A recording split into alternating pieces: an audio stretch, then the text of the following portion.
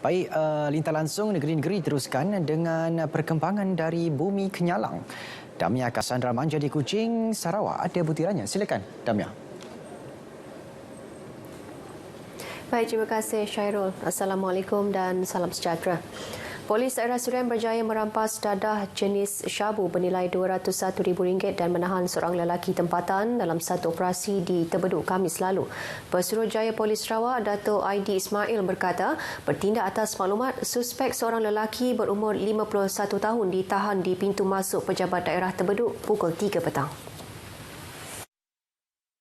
Dalam operasi itu, polis merampas 2 buah kotak mengandungi bungkusan dadah jenis syabu seberat 5.1 kilogram yang dihantar melalui pos dari Johor Bahru ke alamat rumah suspek di Terbeduk.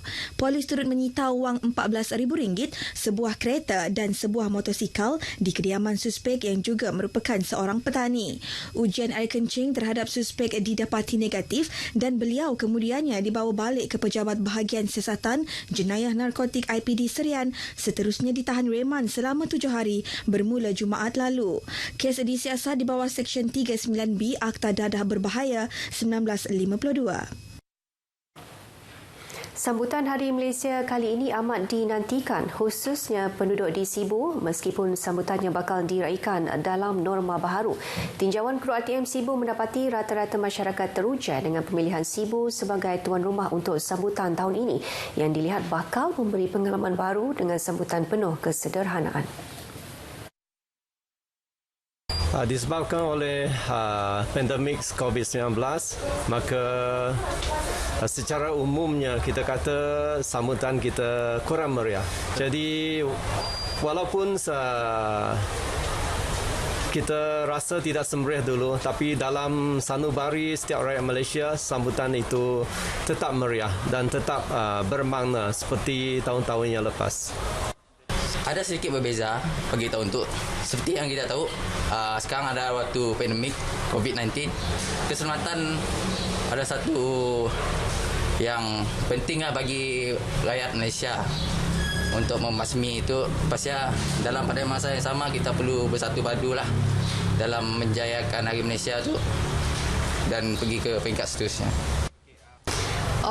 Sambutan Hari Malaysia untuk pada tahun sebelum-sebelum ni, Hari Malaysia disambut dengan sangat meriah. So pada tahun ni Hari Malaysia disebabkan pandemik COVID-19, Hari Malaysia sangat terhad terpaksa menonton sambutan Hari Malaysia di TV 1. Tema sambutan kali ini, Malaysia Prihatin, bersempena dengan sikap prihatin rakyat Malaysia tanpa mengira kaum dan agama dalam mengendalikan wabak COVID-19. Sambutan Hari Malaysia boleh diikuti secara berlangsung menerusi saluran TV1 pada 16 September ini bermula pukul 8.30 malam. Kementerian Pembangunan Luar Bandar KPLB bersama berganding bahu dengan Kerajaan Sarawak untuk meneruskan projek pembangunan luar bandar bagi kesejahteraan rakyat. Menterinya Datuk Dr. Abdul Latif Ahmad berkata, kerjasama dengan Kementerian Pemodenan Pertanian, Tanah Adat dan Pembangunan Wilayah Sarawak itu bagi memastikan rakyat menikmati pembangunan infrastruktur asas yang berkualiti selain pembangunan ekonomi dan modal insan demi kemakmuran bersama. Ke arah itu, Datuk Dr. Abdul Latif berkata pengujutan Jawatan Kuasa Tertinggi Bersama atau JTB Sarawak merupakan platform terbaik Kerajaan Persekutuan dan Kerajaan Negeri bagi menyelaras dan menilai setiap kemajuan pelaksanaan projek pembangunan. Sarawak masih lagi memerlukan input infrastruktur, jalan, elektrik, air, internet penetration, dan perkara-perkara ni kita bincang di peringkat dasar. Jadi kalau selalu kita buat begini dan diperkuatkan dengan wujudnya jawatan kuasa teknikal yang dipengerusikan oleh Datuk KSU Kementerian dengan usaha tetap, ini dapat banyak menyelesaikan segala permasalahan dan juga isu-isu dalam pelaksanaan projek-projek luar bandar. Beliau menyatakan demikian kepada media selepas mempengerusikan mesyuarat JTB Perancangan dan Pemantauan projek KPLB Kerajaan Negeri di Kuching. Turut hadir Timbalan Ketua Menteri Datuk Amar Douglas Ugah Embas. Datuk Dr. Abdul Latif berkata Sarawak telah diperuntukkan 4.72 bilion ringgit sepanjang rancangan Malaysia ke-11. Daripada jumlah itu, hampir 4.1 bilion ringgit diperuntukkan untuk infrastruktur asas luar bandar yang memanfaatkan 975,801 penerima. Sementara itu, Datuk Amar Douglas yang juga Menteri Pemodenan Pertanian, Tanah Adat dan Pembangunan Wilayah berkata, penubuhan JTB dilihat langkah positif untuk merancangkan lagi pembangunan luar bandar Sarawak. Beliau turut mendedahkan Sarawak diperuntukkan 829 juta ringgit tahun depan untuk pembangunan projek air, elektrik, jalan kampung, membaiki rumah dan jambatan serta untuk Jabatan Kemajuan Masyarakat. Usahawan belia di Belaga diberi pendedahan tentang teknik pemasaran produk dan perkhidmatan melalui teknologi digital. Menteri Muda Pembangunan Usahawan dan Perusahaan Kecil dan Sederhana PKS Sarawak, Datuk Muhammad Narudin Majais berkata, dalam mengetengahkan golongan itu dengan platform e-dagang, mereka dapat memperluas pasaran produk masing-masing. Jelas Datuk Narodin, golongan belia didedahkan dengan trend pembelian masa kini yang ke arah perniagaan dalam talian.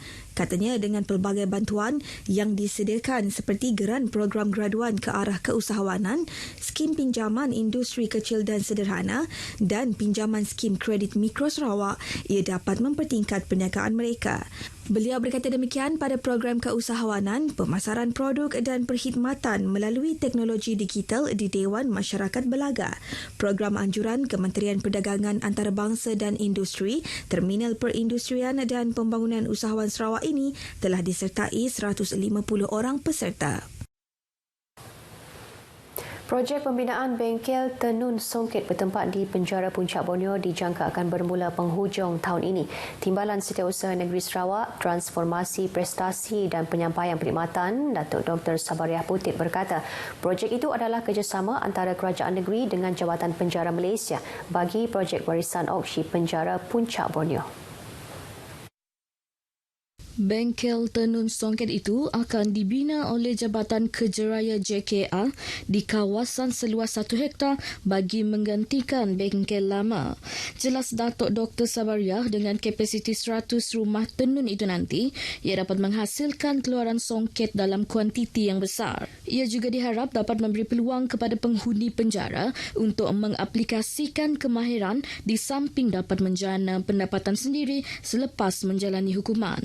Setakat ini, penjara Puncak Borneo mempunyai 16 rumah tenun dengan 23 penenun dan jumlah kain songket yang telah dihasilkan ialah sebanyak 39 helai. Datuk Dr. Sabariah menyatakan demikian dalam majlis penyerahan songket kepada penaung projek inovasi warisan songket dan keringkam Datuk Amar Hajah Jumaani Tun Tuanku Haji Bujang dan majlis penghargaan pengarah penjara negeri Abidin Saleh di Kuching.